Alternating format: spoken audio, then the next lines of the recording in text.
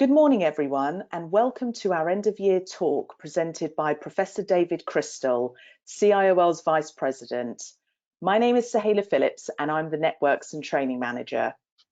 After this very difficult year, we're delighted to present an entertaining and accessible introduction to English conversation as Professor Crystal explores some of the findings from his latest book, Let's Talk: How English Conversation Works. During this webinar, you can ask questions by posting them on the questions panel to the right of your screen, but can I ask that you keep them concise because we will only have 15 minutes for the Q&A session, and I'd like to be able to ask as many questions as possible. But for now, I'd like to welcome our speaker. Thank you so much for joining us today, Professor Crystal. It's a real pleasure, Sahela. Thank you so much for the invitation. Oh, you're more than welcome. And I'm now going to leave you to start your presentation. Thank you.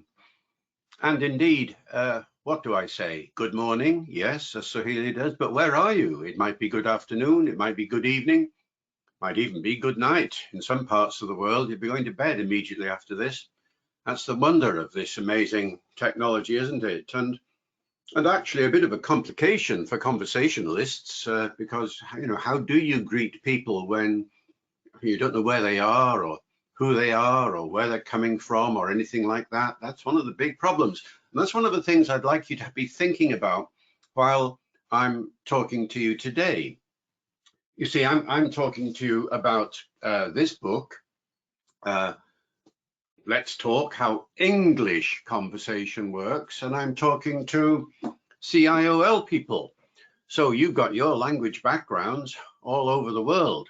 And what I'd like you to do is think about the observations I'm making about English as I go along, and ask yourself the question, does the same thing apply to my language, to the languages I translate into, or whatever it might be?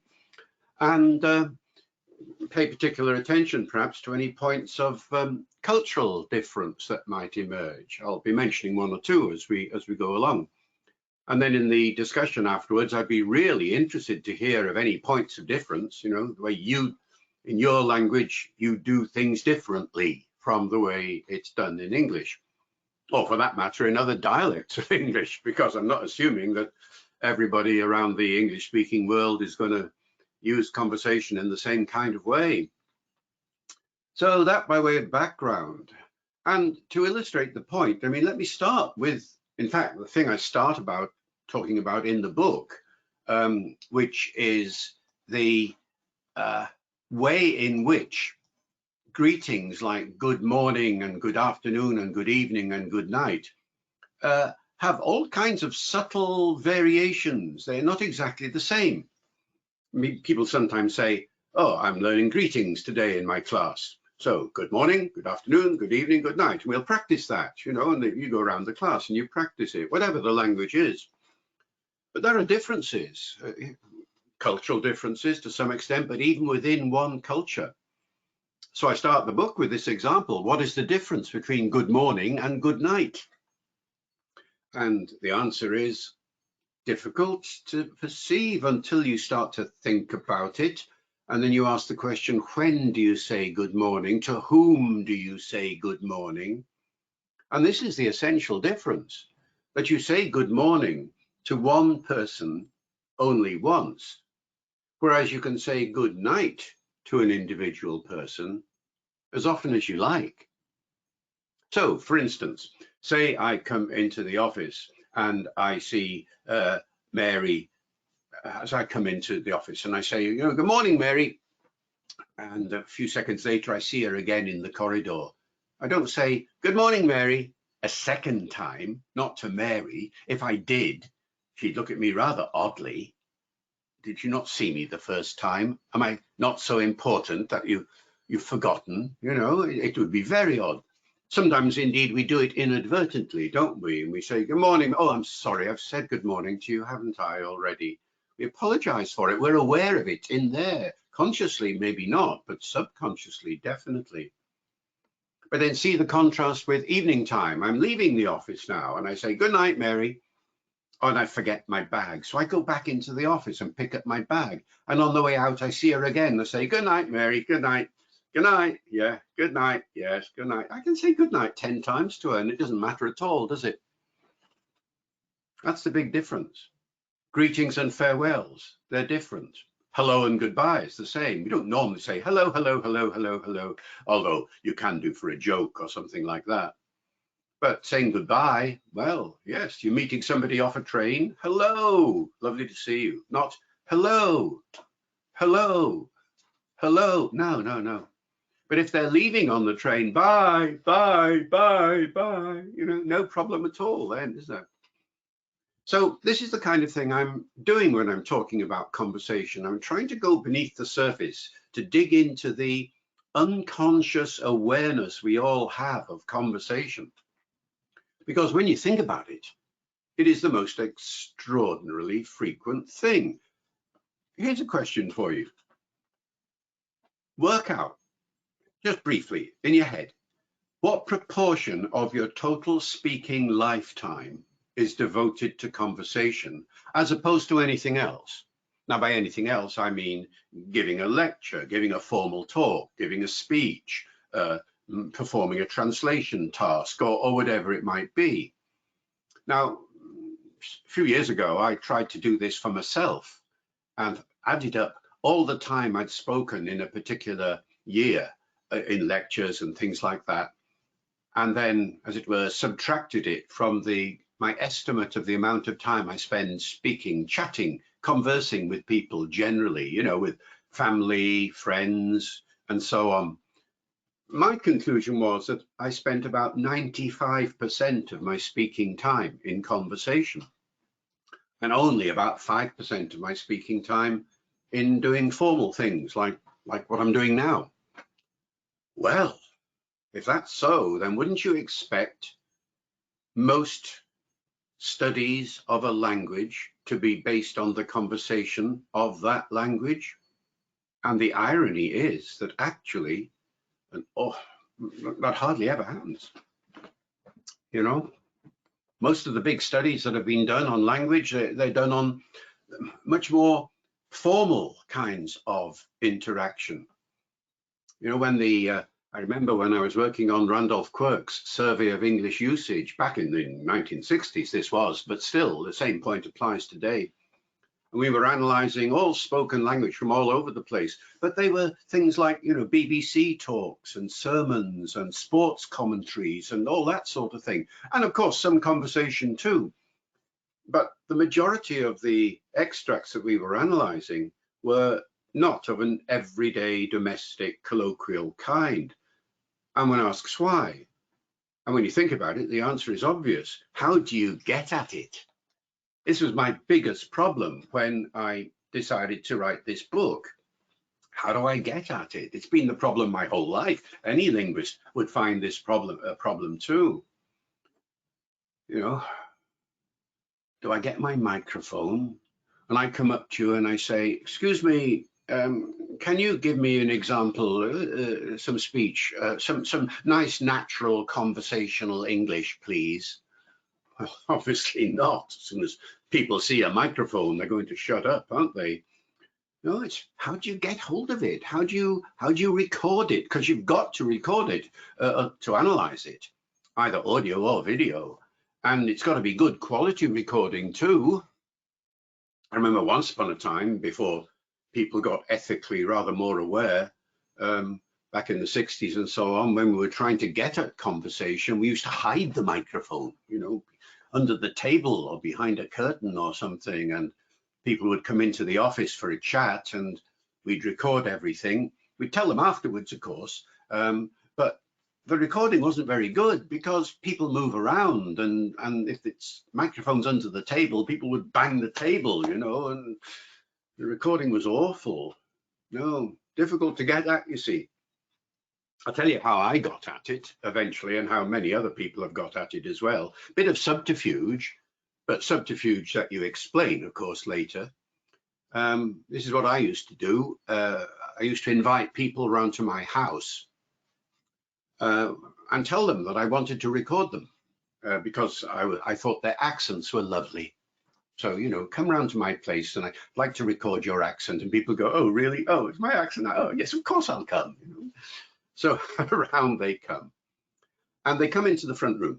And there are the chairs around the front room. And in front of each chair, there's a microphone on a stand. So when they sit down, the microphone is right by their mouths like that. And the microphones are all linked to a big tape recorder in the middle of the room. Do you remember tape recorders? Yeah. If you're old enough, you'll remember them. And they would sit there looking rather uncomfortable. And I'd say, look, we'll get the business over with as quickly as possible. Record you now. Okay, turn the tape recorder on. Count from 1 to 10. And they would count in their best accents from 1 to 10.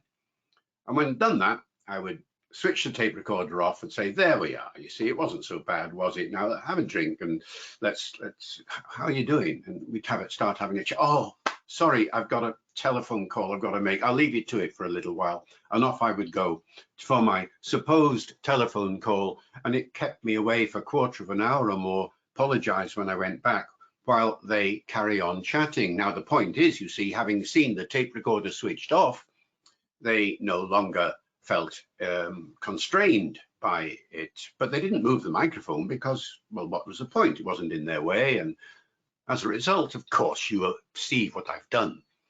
The microphones are not linked to that tape recorder at all, but to another tape recorder that is in the kitchen. So I'm actually recording all the time. And I get wonderful conversations as a result. And at the end of the evening, of course, I say to them, look, guys, sorry. And I tell them what had happened and give them the option, of course, of deleting the recording because they might have been embarrassed about saying something. But in fact, nobody ever did ask me to delete. The only thing that happened was that they made me promise that whenever I met them at any point in the future, it would be me to pay for the round of drinks. And that's how it's proved to be, actually. I met one of them some 20, 30 years later, and he hadn't forgotten. When we met, he said, it's your round. Well, small price to pay for good quality recording. So the recordings I've made that were the basis of this book were actually made some years ago in the 60s and 70s. And you might think, well, that's awfully out of date now, isn't it? Well, in terms of subject matter, it is. Definitely. I mean, they talk about things that were going on in the 70s. Some of them, of course, are perfectly relevant today. It's one conversation about Christmas, which could take place in any year, for instance. But in terms of the language they use, nothing has changed, as far as I can tell. I mean, the examples I'm going to give you in a few moments are all perfectly regular things that happen today in any conversation you and I might have now. So conversation doesn't date in that sense.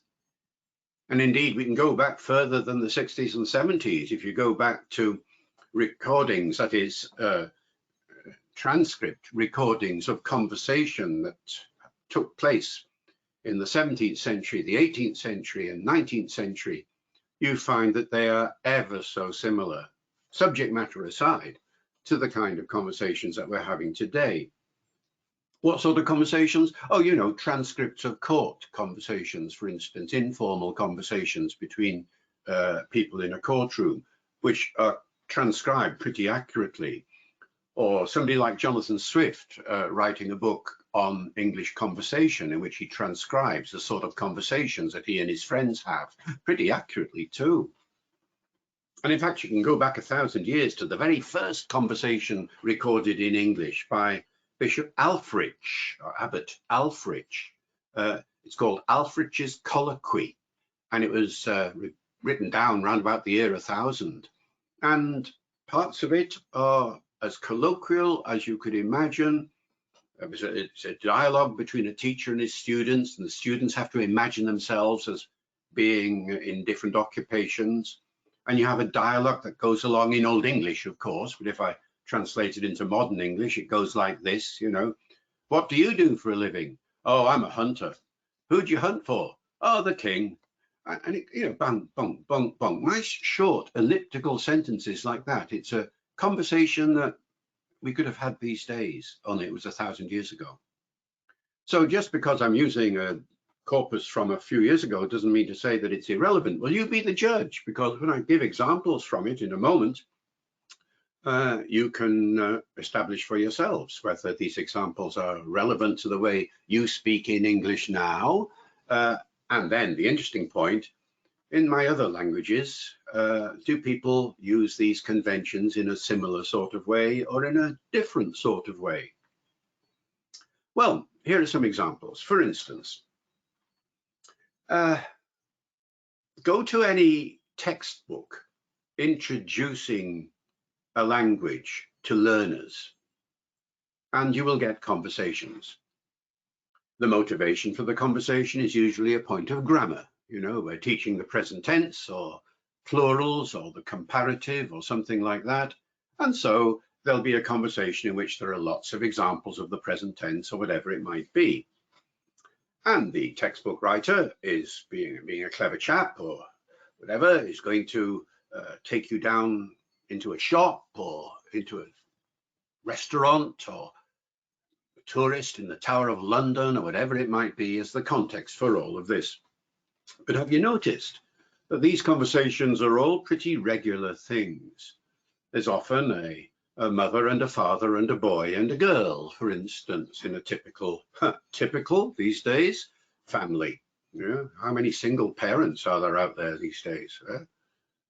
And the dialogues are all nicely symmetrical. The father speaks, the mother speaks, the boy speaks, the girl speaks, and they all say a certain, equal amount, more or less, as the conversation proceeds. And they don't interrupt each other, and they don't talk at the same time. Well, conversations in my house aren't like that. Somebody asks a question, they get an answer. Really? Conversations in my house when the kids were here weren't like that. Isn't a typical sort of conversation in my house from the time when the family was all here? My wife would say to Lucy, a teenage Lucy, have you found that dress, Lucy, that you were looking for? And Lucy would reply, I think I'll go out this evening. And Ben, also younger, teenager, would say, you're always losing that, Lucy, that dress. And I would say, it might be in the wardrobe. And my wife would say, I don't think it was in the wardrobe, was it? And Lucy would say, I don't know, I might go out about 7 o'clock if I can find my dress. And so it would go on like this, round and round and round, with nobody actually answering anybody else's question, except sort of indirectly and eventually. And of course, a lot of people speaking at the same time, which I can't role play now because there's only me here. Is that like your conversations in your houses? I bet it is. But you don't get that in textbooks, you see. And you don't get the kind of spontaneous give and take that makes a successful conversation. A lot of the things that make a successful conversation are simply not there. For instance, a typical conversation is when somebody, and this happens lots and lots in the corpus I collected for the book, is, well, first of all, people don't ask that many questions. It's not an interrogation is a conversation, is it? Somebody might ask a question, where did you go on holiday then? Well, that's the question. You only take one, and then the other person will reply and will give you maybe that amount of reply, 5 minutes of reply, 2 minutes of reply. I'll tell you about my holiday. I went here and I did this and I did this and I did this and I did this. So the first thing to notice is that conversations are asymmetrical. A short little question might produce a very long response. Now, what happens during that very long response? And what happens is that the listener is active, gives what in the business we call simultaneous feedback. Simultaneous feedback. So while if I'm two of me now, and here's me talking to me over there, and I'm saying, well, now this is happening and this is happening, and this me is going, yeah, really? Oh no, oh gosh, Sure, yeah, oh, really? And so on. Now, the point is that without that kind of feedback, this me cannot continue. A person cannot continue if somebody withholds the feedback or doesn't give any. It's difficult even now, you know, I'm talking to, I don't know who, I'm getting no feedback from you. It's quite tricky, actually, keeping going when you're not getting any feedback from people. This is one of the problems with Zoom conversations. Talk a bit more about that in a little while. You can try this out for yourselves, actually. At one point, if you're having a conversation with somebody and they're doing all the talking, withhold the feedback. Suddenly stop going, and so on, and see what happens. What happens is that the other person will not be able to continue. They'll carry on for a second or two, and then they'll go, hello? Are you all right? Not having a stroke, are you? Have I offended you in some way? They will not, they won't be able to know what to make of it. We need that simultaneous feedback. Is it the same in all languages? I've no idea. Do people actually make as many kinds of feedback remark in the languages that you know? Or are the remarks rather different? Do they do different things? Is it actually perfectly normal in your culture to shut up and not give simultaneous feedback? I do get the impression from traveling around the world a bit that there are some language situations where simultaneous feedback is simply not the done thing. There might be a bit of visual feedback, but even then, maybe not much of that, you know, shaking of the head, that sort of thing, I mean. So that's one point. Certainly in English, it's very, very important. And this is a big contrast, you see, because in the textbook dialogues I was talking about, you don't get much of it. You hardly ever get any sense of it. When people talk, other people don't say anything. And that makes those conversations a tad artificial. Now let's look at one or two of the more specific things that happen. To keep a monologue going. So I'm now giving you an answer to the question, what I did on my holiday. Do you remember holidays, you know, from times past? Or what I did when I was reading this book, or what I saw on television last night, or whatever it might be. And I'm chattering away here. And in order to keep the my text flowing smoothly, I'm not a professional conversationalist, you know, in the sense of an eloquent conversationalist. I'm just an ordinary person chattering away. And every now and then I forget what I want to say. I pause, I hesitate, thinking what I want to say next. But when you do that, you don't just shut up, do you? If I'm telling you a story and I suddenly think, what am I going to say next? I don't just say, so I saw this program on television last night, and it was about 3 people who. No, you don't do that. You don't just shut up. You let the other person know that you are processing in here. Now, there are various ways in which you can do it. One way is you make a hesitation noise. Now, there is a point of contrast, isn't it, between different languages? What are the hesitation noises that people make? In British English, it's a nice straightforward or usually written ER or ERM. You know, nice Duke of Edinburgh jaw, yes, none of your French lip or no, huh? None of that. No, nice and clear. Actually, it's more than that. People make all sorts of strange conversational noises. The more informal the setting, of course, the more you're likely to hear them. But I collected them all once from the various tape recordings that I'd made. People do all sorts of things. They don't just go and They go and all sorts of strange things like this. And also, they don't repeat and much. If you do, it sounds very strange. I mean, think like this. I just been to the shop. Well, that sounds okay. But does this sound okay? I've just been to the shop. Well, no, you're beginning to sound like Big Ben then, aren't you? No, you don't repeat that much.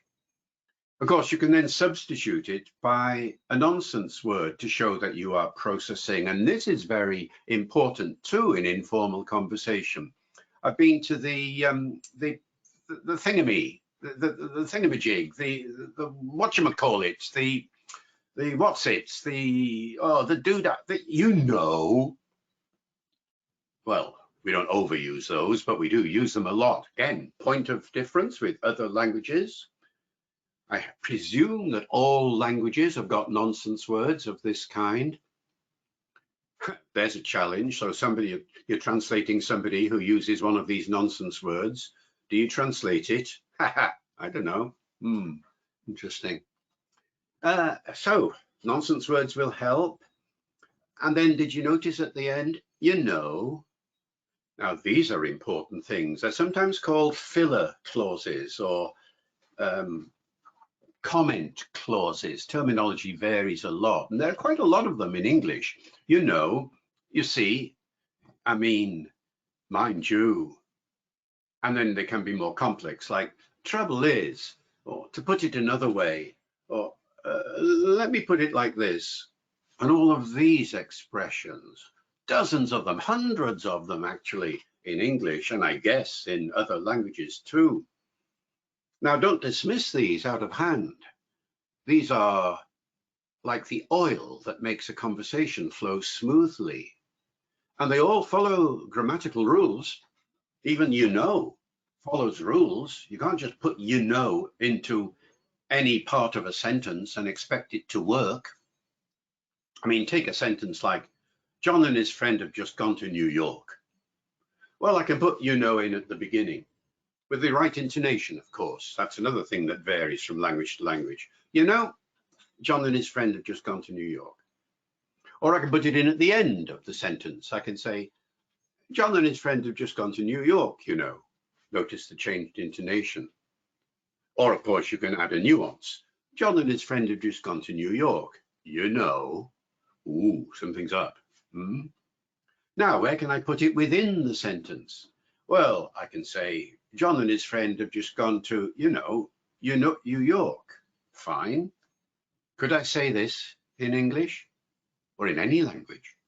John and his friend have just gone to New, York. Don't think so.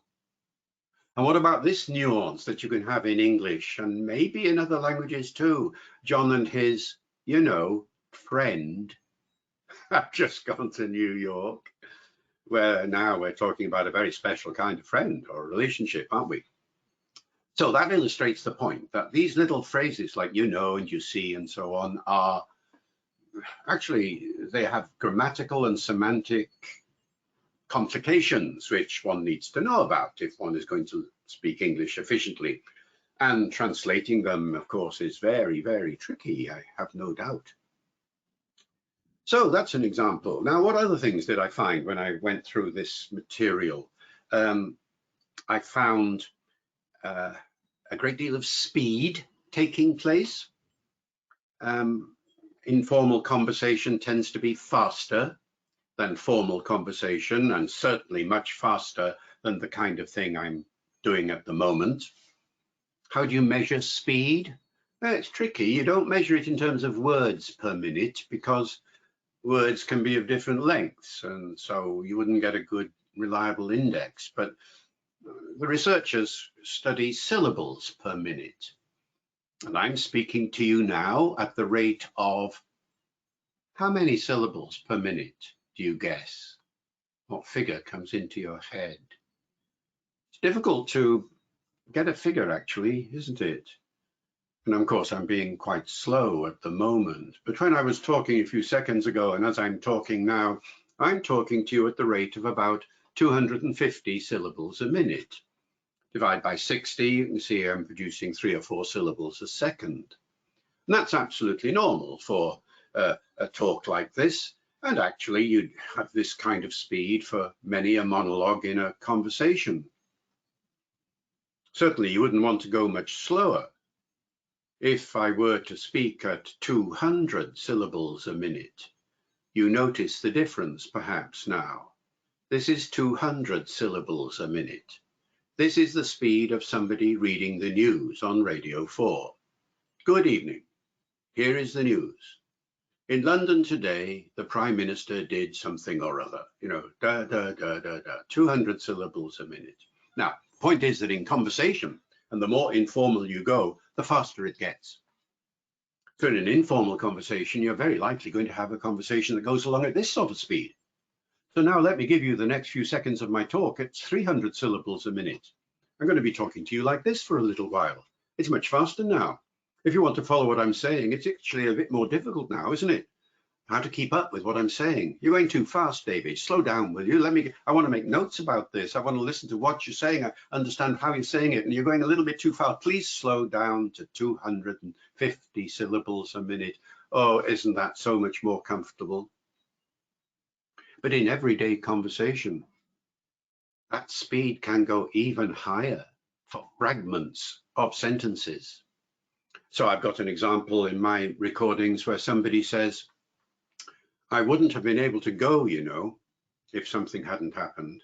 I wouldn't have been able to go, which is, 200-ish syllables a minute speech. What the person actually says is, I wouldn't have been able to go. I wouldn't have been able to go. Wouldn't have been able to. Whoop. That's about 400 syllables a minute. You couldn't carry on like that, of course, but for that fragment of sentence, it was very, very fast. I mean, to a listener, it was, I go. You can't decode it. You would use the context to guess what is being said. And so speed is a very important factor to bring in to take into account. You have to expect that the speed of conversation is going to increase. So I've talked about vocabulary to a certain extent with things like nonsense words, and grammar to a certain extent with things like and pronunciation with this reference to speed.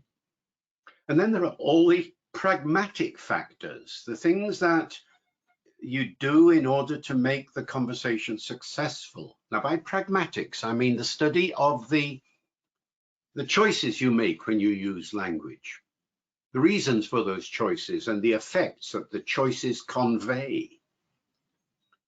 So I'm not talking specifically about grammar or vocabulary or anything now. I'm talking about the way in which I choose to communicate, because I think this is the best way of communicating, and I hope it'll be the most effective way of getting my communication across.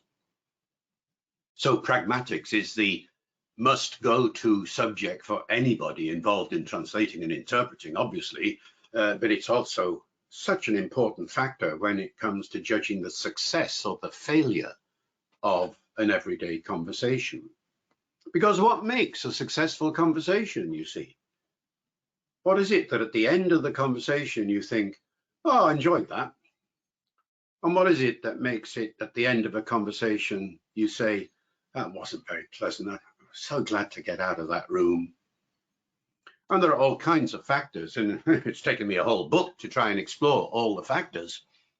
But for instance, it involves things like having your own chance to speak. Have you been in a conversation, I'm sure you have, where the other people are chattering away all the time and nobody's bringing you in. You're not being given the opportunity to talk. And why is that? Oh, because they're wrapped up in their own conversation, or maybe there's a subject that you don't know anything about and it's uncomfortable because you've got nothing to contribute. So good conversationalists are aware of this. And in so many words, they will say to somebody who hasn't been speaking for a while, what do you think about this, John? Or whatever, And that's one of the things, this kind of rapport, this mutual awareness, or putting it another way, to be a good conversationalist, it's not just that you have to be a good speaker, you have to be a good listener. And you have to be aware of the factors that make other people's listening comfortable. And one of the ways in which you can do this is by giving them feedback, giving them the opportunity, choosing subjects that people are likely to feel comfortable with. That's why it's often said, you know, that one can never have a satisfactory conversation about some topics, like, say, religion or politics or something like that, because who knows what the opinions are of the person you're talking to, and you can offend or upset or whatever, especially these days, more rapidly than perhaps at any time in the past. But there are certain things that we do, and there are myths surrounding these certain things. Here's an example. Laughter. We laugh. Why do you laugh in a conversation or anywhere else? Answer, because somebody has said something funny. Right? Wrong. No, that is, of course, sometimes the way we laugh. Somebody tells a joke and we laugh at it. Yes, of course. But in a conversation, that's not the usual reason. I've got dozens of examples in the recordings I made of people laughing or giggling or audibly smiling. And they're doing so not because what the other person has said has done anything funny, but because it's an expression of sympathy, a kind of sympathetic or empathy, empathic laughter. Yeah, yeah, yes, yeah, yeah. Yeah. Not the other person isn't saying anything funny. The other person is just talking about their holiday, and you're showing by that little giggle or whatever that you acknowledge the problem that these other people were facing, or the difficulty they had, or whatever it might be. So laughter has that wide range of responses. Now, here's a point, you see. Same in other languages? Well, no. I've been in a language situation where the other people do not produce that kind of thing. In fact, when I was in Japan, for instance, I encountered several people who would say to me that the kind of giggling you've just been talking about, we would not use. Giggling for all Japanese, many Japanese, I'm not sure. Certainly the ones I was talking to would say it was a sign of embarrassment, a giggle, rather than a sign of empathic support. So you're the better judge of this than me, because you're doing this professionally. But what are the linguistic functions of laughter and giggling and smiling and so on in the language that you're dealing with? Is it the same as English? Very likely not in many parts of the world. Or to take another example of something that there's a bit of a mythology about, interruption. Interruptions have a bad press. Type interruption into Google and it will say, you should not interrupt. Interruption is very impolite. Don't do it. Oof. Well, if that is the case, most of my conversations would never have taken place at all. Obviously, it's bad form to interrupt on a very formal occasion. When somebody is speaking formally, like in a debate or a formal speech or something like that, although even there you'll get interruptions like heckling and things like that. But in a conversation, in an informal conversation, people interrupt all the time.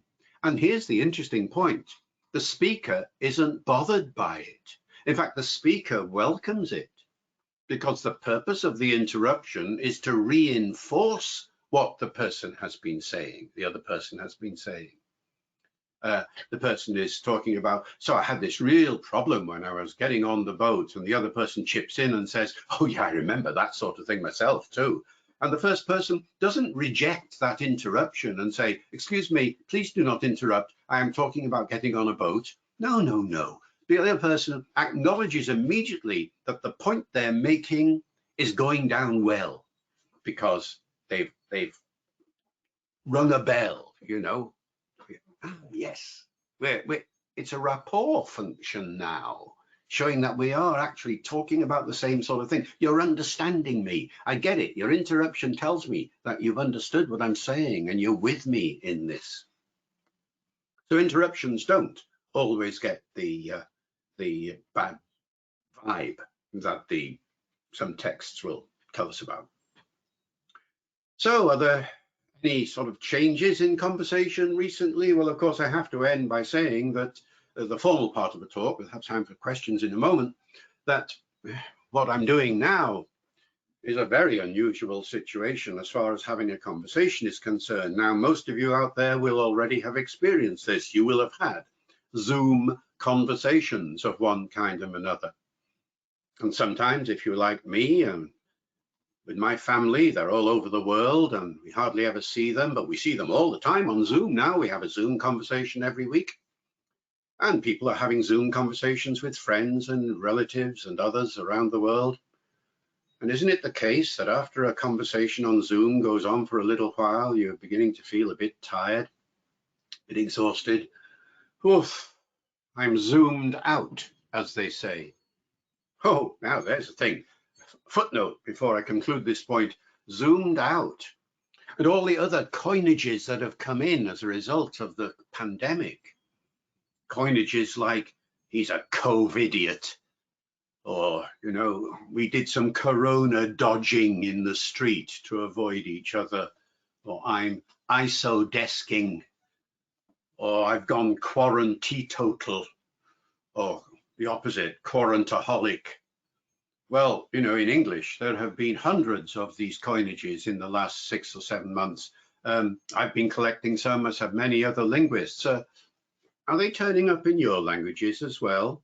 Well, they are actually, because just a couple of days ago, I get the latest issue of The Linguist through the post, and I read it assiduously, as don't you all.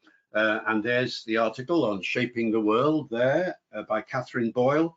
And I see one of the paragraphs talking about Covidiota in Portuguese and Covideng, onnomi in Japanese, and Hamsterkäufer in German, and all sorts of examples. So that, you know, this sort of thing is going on. But how much is it going on? I don't know. Interesting.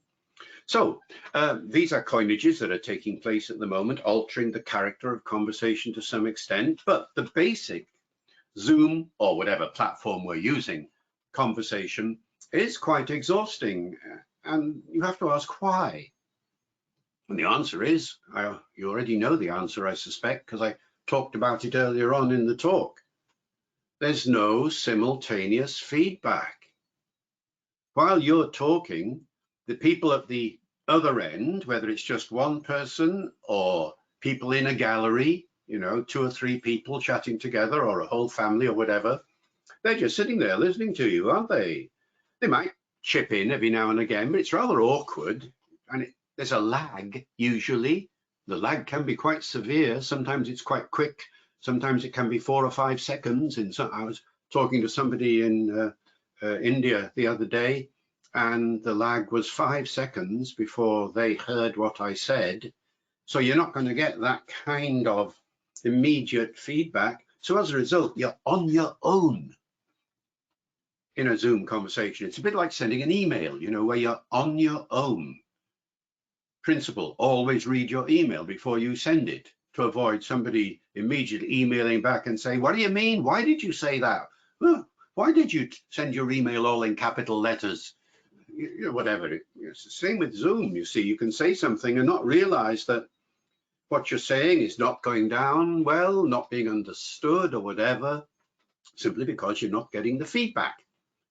So as a result, you do the best you can, you chat away as best you can, but it's a bit of a strain. It's very unusual. I think we're getting used to it a bit as time goes by, but I don't know whether we'll ever get totally used to it unless the technology situation improves greatly.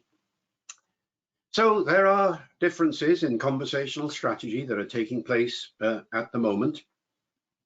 The one plus, of course, is that people, as ever, are always willing to enjoy their conversations by breaking the rules, by doing something different, by playing with the conversational strategies that we use.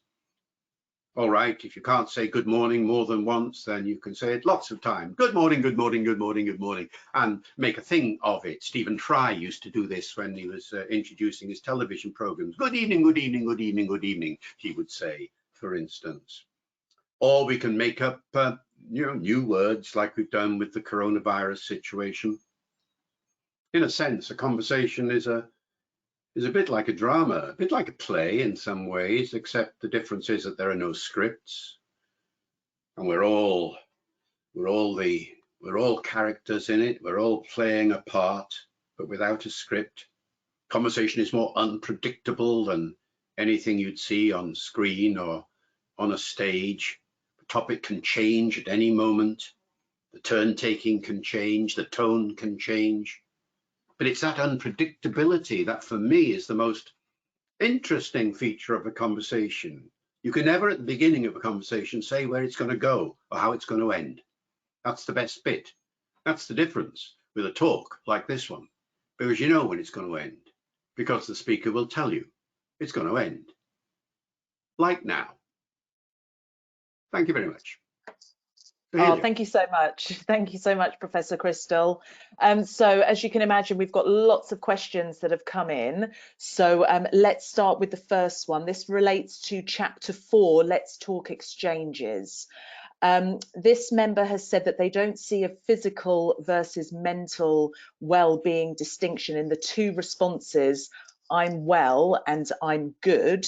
So for some British English speakers who say I'm good instead of I'm well, is this not to do with economic and cultural influence of the US entertainment industry? Oh, it certainly comes from America. Yes, the first recorded instances I'm good come out of California and so on, back in the 1970s, I think it is. And of course, very much shown on programs like Friends and so on. It's an interesting distinction, isn't it? The I'm well means I'm physically well. You know, my health is good. I'm good means I'm mentally good. I'm ready for the day. I'm ready for whatever it is that life is going to throw at me. And of course, there may indeed be economic and all sorts of factors that will motivate you wanting to say that. I'm good means, or we're good means everything's going okay. Now that distinction is a new one in English. Previously, we only had the health one, really. How are you? Oh, I'm well, means I'm feeling fine. How are you? Well, I'm good, means everything's going okay for me. It's a new distinction. It was criticized, of course, as all Americanisms are when they first come into English. And some people, older people in particular, are still a bit self-conscious about it, a bit uncomfortable with it. They see it as a young person's thing. Well, heck, I'm not that young, and I find it extremely useful. And it's coming up the age range, so that I'm hearing it now from all sorts of people in all sorts of circumstances. But you're quite right. Factors like your economic situation and other such things are going to be the conditioning factors for whether you use the one or the other. Thank you. Mm-hmm. Okay, thank you. Do you think there will be long-term changes to the way people converse as a result of the behaviour modifications we've had to make since the beginning of the pandemic? Ooh, easy to answer that one. I don't know.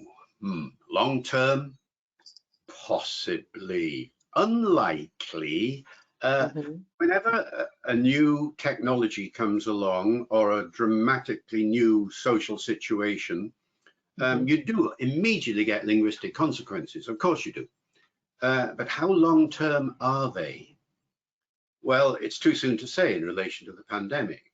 But if you go to a similar kind of situation, people are likening the pandemic to a battle, aren't they? To a war against this disease. So there's lots of metaphors like that around. So go back to the last war, Second World War, which had similar sorts of restrictions and constraints and anxieties and so on, different type of world entirely, but you know what I mean.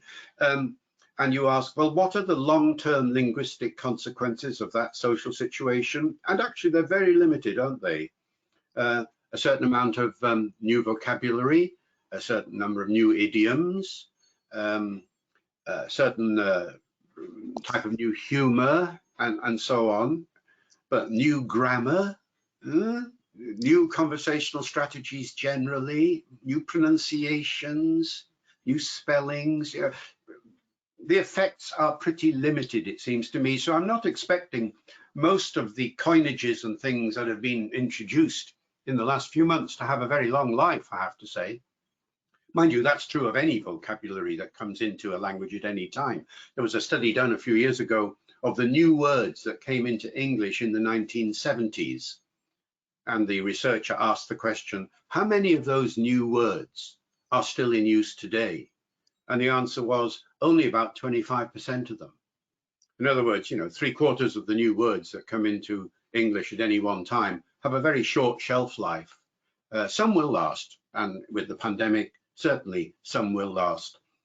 So I expect notions like social distancing and lockdown and so on will have a kind of permanent effect, or will they? I mean, will in 10 years' time, will we still be using these terms, or will they have developed a different sort of meaning? I don't know. My feeling is that most of the effects that we're sensing at the moment are going to be short term, but I could be wrong. Okay, thank you. Do you think that TV and film script writers generally do a good job at reproducing naturally sounding conversations? Well, good job. As a linguist, are these conversations like normal conversations? Answer, no. Do they do a good job? Well, the effect, of course, has to be judged in terms of audience numbers and so on. Do we expect the conversations that we see in these scripts to be like everyday conversations? Actually, I hope not. Because everyday conversations, when you listen in to somebody else's conversation, are actually pretty boring. They're pretty repetitive. They're very domestic. They use some of the features I've been talking about a lot. I mean, here's an example that I have studied. And this was Harold Pinter. Harold Pinter, the playwright, who once upon a time, a reviewer said, has a tape recorder for an ear. His conversations are so accurate. Well, really? No, they're not. It's carefully crafted stuff. And when you actually analyze a Pinter conversation, as I've had to do from time to time, it doesn't have all the features that we've been talking about. People don't go around in a Pinter conversation going, you see, I mean, mind you, and so on, like we do in everyday conversation. They don't, unless a director instructs the actors, do all these things that we were talking about. They don't interrupt in the same kind of way. They don't talk at the same time. They don't overlap in the same. It's a script. Of course, a director might instruct people to talk at the same time, but the actual conversation itself is a very carefully crafted thing. Anybody who's written a play immediately introduces a distance from everyday conversation. I've done it. I've written several plays. I don't want to represent an absolutely normal everyday conversation in my writing. Same point applies, I think, even to the soaps on television, which I suppose are the closest thing you'll get. I've spoken to some soap actors. My son Ben is an actor, and he tells me that often, you're allowed to improvise a little bit to make the scripted conversation sound a bit more natural. Well, that illustrates the point straight away, that the script that you've learned, and every actor knows, you have to try and make that script sound spontaneous, as if you've never said it before in your life, and yet you've been rehearsing it for ages beforehand. All of that makes for a rather different kind of linguistic situation. So I think there is still some sort of distance between the two. Okay, thank you. Where do you stand on the use of words like actually that can be used multiple times in one sentence? Do they add anything to everyday conversation, or should they be omitted? Overuse is bad use, because overuse of anything distracts from what you're trying to say. Now, overuse means overuse. So if you are repeatedly using a particular word in a sentence or in a short little monologue, then it will distract. It draws attention to itself, and people say, wish you would keep saying that. You can't sort of say it to them because it's a bit rude. I can make you hate any word in the English language, really, by overusing it, really. I really can, really. All I have to do really is take some word, really, like really, and really sort of start really saying it, really. And after a little while, you're saying, please, Dave, don't say it again. Actually is what, is one of those words that attracts that kind of overuse. And if somebody's doing it, then really they shouldn't. For that reason, not because there's anything intrinsically wrong with the word actually, you know, it's a perfectly fine word used judiciously. Same with another common example like. So I like this, okay, well, you know, nothing wrong with like as an occasional interpolation to illustrate a quotation. They're often called quotatives, aren't they? So I went like, wow. Now that's fine because, you know, inverted commas round wow, you're expressing through the word like, the inverted commas. But somebody who overuses like and puts it in after every third word, well, that's going to irritate people. It's going to distract, and it's a habit. It's a bad habit which needs to be corrected. Yes. So, you know, it's all part of the business of learning to be a good conversationalist. But intrinsically, there's nothing wrong with these words. Okay. Someone else has commented that they believe French uses more filler noises than English. Could it mean the French pause more when speaking, or is it a subconscious instinct they have no control over? Lovely. I wish I knew. This is the sort of thing that we need to study more and more and more. It's a sort of thing. I mean, let's have some articles in The Linguist about it over the next times.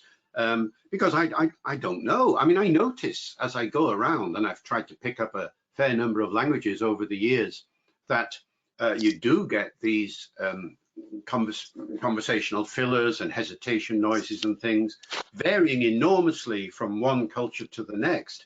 But or take silence to take another example. You know, when people lapse into silence. People in Britain don't like this so much, like to fill the silence, but in other cultures, silence is a perfectly normal thing. So that intuition from a French background, well, I don't know. I never sort of noticed it, but then what's my French? You know, it's pretty pathetic. So this is the kind of thing we need. We need to have studies done, or at least impressions put down on paper about frequency and range and so on. This will be absolutely fascinating as these databases build up. Excellent. Do you think that linguists have a different persona when conversing in English compared to when having a conversation in their other languages? If so, might this depend on whether English is their mother tongue or whether their language of habitual use? Oh, well, now this has been studied a fair bit, and the message comes across loud and clear from anybody who has studied it, and that is that going into a different language is going into a different behavioral mode, a different mindset, but a different physical mode as well. In technical terms, in sociolinguistics, the phenomenon is called accommodation. So one accommodates to the behavioral patterns of the and the physical patterns too of the people one is conversing with in the other culture.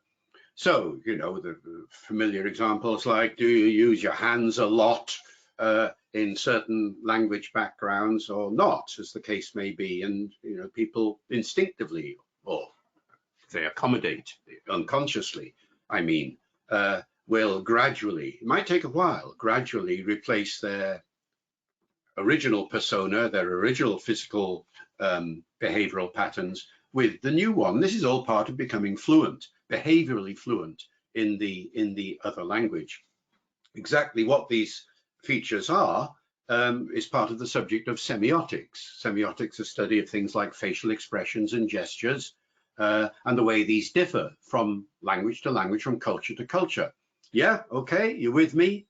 Well, only in certain parts of the world will that have the positive meaning that it has that I'm using now.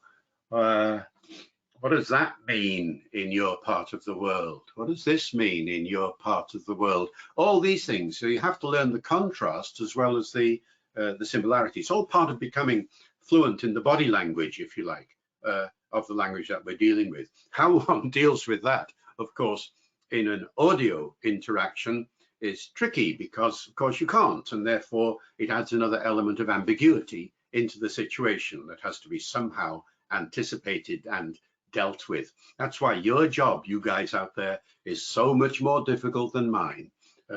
Here's me as a linguist, very happily analyzing language and not having to cope with the behavioral complexity of the situation. Language is the most complex piece of behavior any of us ever have.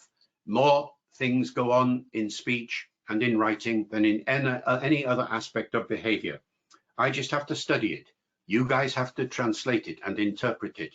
It is the most difficult job on earth, apart from language teaching generally. And therefore, I suppose we're coming up to time. We must conclude. Well, let me have a rousing conclusion. I think translating and interpreting is so important and so complicated that the pay for anybody doing that job ought to be multiplied by I don't know how many times. It should be one of the best paid jobs on earth. There you go. Oh, thank you so much for this fascinating talk. Everyone has thoroughly enjoyed it, judging by all the questions and comments that have been posted. So thank you for your time, Professor Crystal. Before I close the webinar, I just want to remind you all that certificates and a link to this recording will be emailed within 3 working days. And CIOL members, please don't forget to log this webinar on My CPD.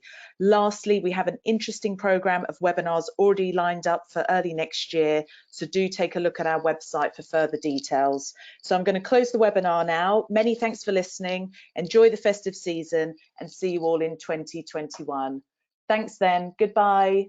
Bye, everybody. Bye. Thank you.